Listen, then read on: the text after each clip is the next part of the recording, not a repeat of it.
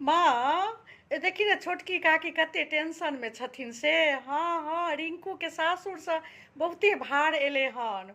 और अपना सबके तऽ उपनयन पूजाबै नहीं ने छै, से बहुते ओ विधक सामान एले हन। उपनयन पूजा करबै के बहुत विध के सामान सब एले हन। हाँ, छोटकी काकी तो मतलब भार देख कऽ ओते खुश नहीं छथिन जे ओ पूजा पाठ सबके सामान देख कऽ नहीं, ओ बहुत टेंशन में छथिन।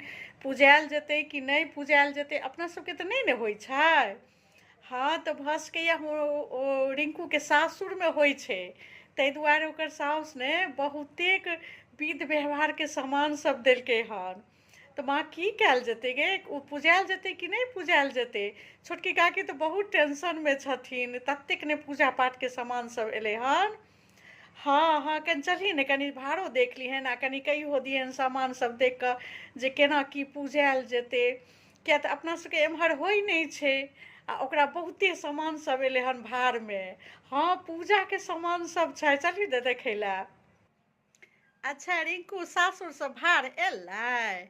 ओ, आ पूजाके सामान सब छै? हाँ हाँ, पूजायल जेतै कि हुनका सासुरमे पूजाइत हेतै, रिंकूके सासुरमे होइत हेतै ई, तेँ विधक सामान सब देलकै हन। कोनो बात नहि, अपना सबके नहीं होइ छै ताहिसँ की, जिनका सासुरसँ आबै छनि आ जिनका सबके होइ छनि आ सासुरसँ जे आबि गेल तऽ सभटा विध कयल जाइ छै, पूजायल जाइ छै। हाँ हाँ हाँ, मोन नहीं छौ अपना बड़की बुच्चीके आयल छलै से? हमरा बड़की बेटीके आयल छलै कि बड़की दाइके सासुरमे ओकरा होइ छलै, सभटा पूजेने रहियै हम। अपना सबके नहीं होइ छै ताहिसँ की, पर सासुरसँ अगर आयल तऽ पूजा जे देल जाइ छै। एखनो अपना मिथिलामे उपनयन पूजयवला जे पूजा होइ छै से बहुत कम जगह होइ छनि, लेकिन किनको सासुरमे होइ छनि, किनको नैहरमे होइ छनि।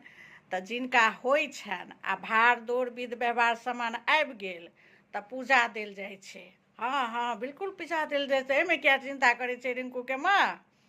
हाँ, कोनो चिन्ता करैके काज नहीं छै। देखक, जिनका पूजा नहीं होइ छै, भाड़ दौड़ तऽ हुनको सासुरसँ खूब अबै छनि। तोरो सासुरसँ आयल छलौ, मोन नहीं छौ? ओहि दिनमे 11 गो भाड़ आयल रहौ, लेकिन विध व्यवहारके सामान नहीं आयल छलौ। तोरो सासुरमे नहीं होइ छनि, पूजा नहीं होइ छनि, ई उपनयन पूजा, आ हमरो सबके नहीं होइए। लेकिन तैयो नवविवाहित जे ओहि दिन रहै छथिन, नहेलनि सोलेलनि भोरे, नया कपड़ा स्वेटर ट्वेटर सभटा पहिर कऽ आ भगवान भगवती सबसँ आशीर्वाद लेलनि, ज्येष्ठ श्रेष्ठसँ आशीर्वाद लेलनि। एतेक तऽ होइते छै।